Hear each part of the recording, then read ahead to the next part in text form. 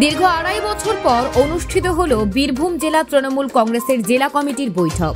বৃহস্পতিবার বোলপুরে দলীয় কার্যালয়ে আয়োজিত এই বৈঠকে উপস্থিত ছিলেন জেলা রাজনীতির অন্যতম গুরুত্বপূর্ণ মুখ অনুব্রত মণ্ডল।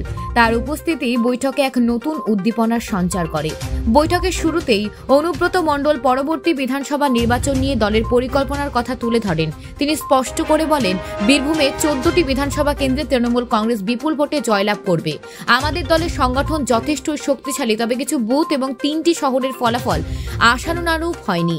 সেগুলি নিয়ে বিস্তারিত আলোচনা হবে এবং সমাধানের পথও খোঁজা হবে। এই বৈঠকে উপস্থিত ছিলেন জেলা নেতৃত্ব থেকে শুরু করে স্থানীয় নেতাকর্মীরা। দলের শক্তি বাড়াতে এবং সংগঠনকে আরও মজবুত করতে এই বৈঠক বিশেষ গুরুত্বপূর্ণ বলে মনে করা হচ্ছে। আগামী নির্বাচনে তৃণমূলের লক্ষ্য শুধুমাত্র জয় নয়, বরং প্রতিটি বুথে নিজেদের আধিপত্য প্রমাণ করা।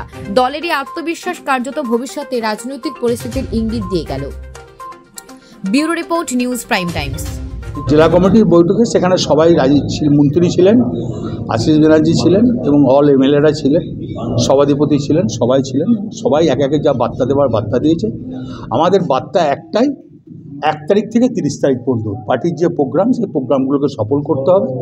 সেই তার প্লাস আমরা যেসব বুথে হেরে আছি, মন্ত্রী থেকে আমরা সবাই একই কথা বললাম, যেসব বুথে আমরা হেরে আছি, অঞ্চল president, block president, MLA plus আর পঞ্চায়েত সভাধিপতি, পঞ্চায়েতের প্রধান নিয়ে প্রত্যেকটি অঞ্চলে 10 জন করে বুথের লোককে ডেকে সেখানে বসে কেন হারলাম, কী জন্য হারলাম, বুথগুলো তার পরিচালনা প্রতিটা ব্লকে যে বুথে হেরে আছে। এটা কবে থেকে শুরু হচ্ছে দাদা? এটা মোটামুটি 30-এর পর শুরু হবে। কি পদ্ধতিতে সেগুলো রিকভার করা হবে? এমএলএরা দেখে নেবে, এমএলএরা যেখানে এমএলএ আছে তারা দেখে নেবে, তাদের টিম থাকবে।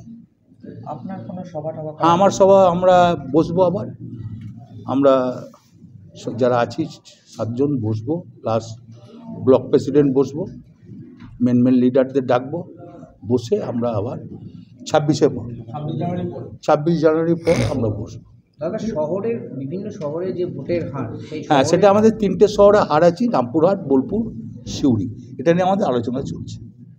দীর্ঘদিন পর জেলা কমিটির বৈঠক, কর্মীরা কতটা উৎসাহিত? ভালোই উৎসাহিত। দেখুন, আগেও তো জেলা কমিটির মেম্বার মিটিং হয়েছে, আগেও তো জেলা কমিটি আমি যখন ছিলাম না তখন আপনি ফিরে আসার পরেই প্রথম।